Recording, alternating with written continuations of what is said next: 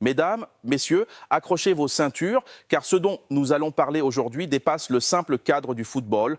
On parle de monuments en péril, de psychodrames et de destins brisés.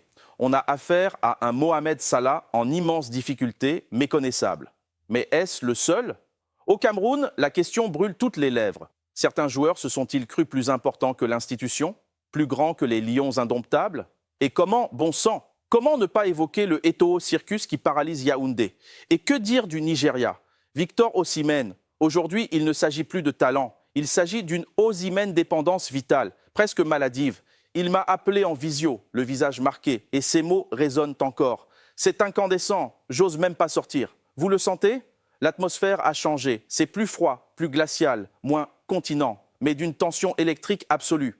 Nigeria, Cameroun, Égypte, comment expliquer un tel gloubi-boulga de problèmes? On est obligé de s'arrêter sur ces trois nations, car on parle de l'aristocratie du football africain. Cumulées, ces trois équipes pèsent 15 Coupes d'Afrique des Nations. Le Nigeria en a 3, le Cameroun 5, l'Égypte 7. On est à 15 titres, c'est colossal. Mais à chacun ses démons, à chacune ses stars sur le déclin ou ses guerres d'ego. Commençons notre autopsie par nos amis, les Super Eagles. Quand je ferme les yeux, je vois le drapeau du Nigeria, je vois cette coupe peroxydée jaune, ce masque, ce maillot rouge et orange, flamboyant en club, mais je vois aussi un visage qui se ferme dès qu'il enfile la tunique verte. Victor Osimhen, vous le suivez sur beIN Sports, il brille en Super League, il enflamme Galatasaray.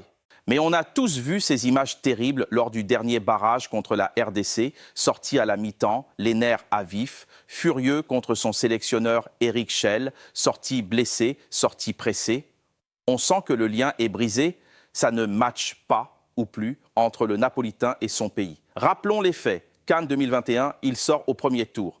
CAN 2023, ça se joue à rien, mais il loupe le coche. C'est un paradoxe total. Regardez ces stats, elles sont monstrueuses. 9 buts en 12 matchs avec Galatasaray au moment où l'on se parle.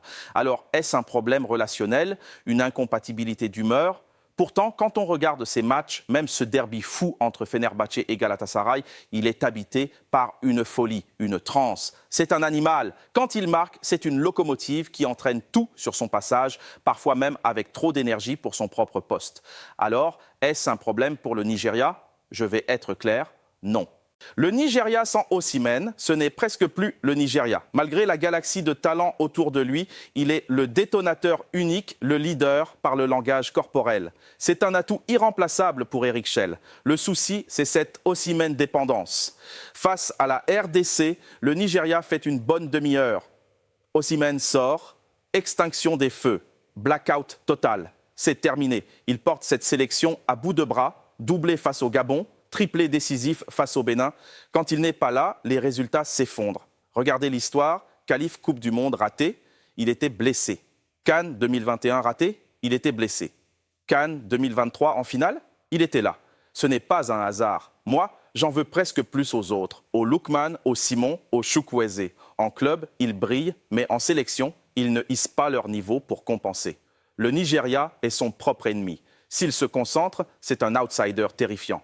Mais attention, la poisse rôde. Benjamin Frédéric, ce jeune défenseur central pépite que Schell avait installé, s'est gravement blessé au genou. Ça peut déséquilibrer toute la structure. Et puisqu'on parle d'Eric Schell, une révélation s'impose. Vous vous souvenez de son départ du Mali, de cette image où on le voit s'arroser avec une bouteille d'eau à gare? Tout le monde a ri, on a dit « il a chaud, il craque ». La vérité est glaçante. Il souffrait d'une pathologie cardiaque. Son cœur au repos battait 2 à 3 fois trop vite. Il risquait sa vie sur ce banc. Il s'est fait opérer à cœur ouvert juste après. Ce n'était pas la pression, c'était de la survie. C'est un miraculé qui dirige le Nigeria aujourd'hui et depuis son arrivée, il est invaincu sur 11 matchs. Il a transformé une équipe moribonde en machine à points. Mon prono pour ce groupe de la mort, je mise sur 7 points. C'est clair et net. Passons maintenant au dossier brûlant, le Cameroun. Comment, je dis bien comment, ne pas parler du Eto'o Circus? Loin de moi l'idée de salir la légende, mais factuellement, c'est le chaos. On a un sélectionneur, Marc Brice, qui a été officiellement viré par Samuel Eto'o, mais qui est maintenu par le ministère des Sports. C'est un imbroglio total. Qui décide? Qui paye? C'est le bordel, disons-le. Samuel Eto'o est-il devenu un épouvantail pour sa propre fédération? Sa personnalité écrasante, son ego de champion, est-ce devenu un poison? Marc Brice l'a avoué. La relation a toujours été conflictuelle. On a vu des vidéos sur les réseaux sociaux dignes de télé-réalité, des scènes qu'on ne voit jamais dans le football professionnel. Et au milieu de cette guerre des chefs, les joueurs trinquent. Ciao Onana, ciao Vincent Aboubakar, légende vivante de la CAN. Est-ce une liste de règlements de compte?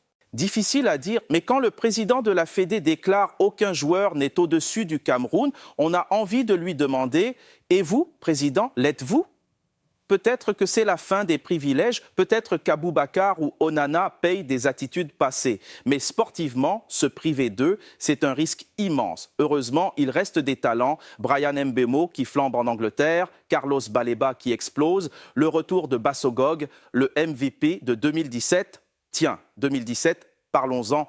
Le Cameroun arrive dans un groupe terrible avec le Gabon, la Côte d'Ivoire et le Mozambique. Pour moi, c'est quitte ou double. Soit c'est le crash industriel avec 2 points, soit c'est la magie de 2017 qui opère. Rappelez-vous, une équipe de potes construite dans le rejet, sans star, qui finit par gagner le titre. C'est l'ADN du Cameroun. Plus c'est le chaos en coulisses, plus ils sont dangereux sur le terrain. Brahim a raison, c'est une équipe irrationnelle. Je vais vous surprendre. Je mets 6 points au Cameroun. Ils peuvent le faire. Terminons ce tour d'horizon par les rois d'Afrique, les pharaons, l'Égypte.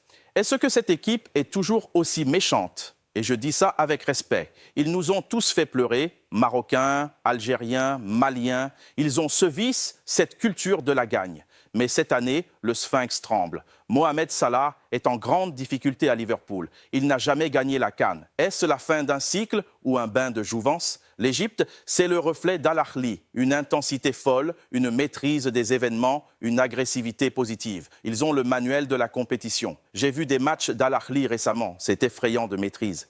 Ils ont des joueurs comme Trezeguet, Marmouche qui cartonnent en Allemagne, El Neni. C'est du solide. Mais attention, regardez l'âge de l'effectif. Il n'y a pas un jeune de moins de 23 ans. Les gardiens, cumulés, ils ont 80 ans.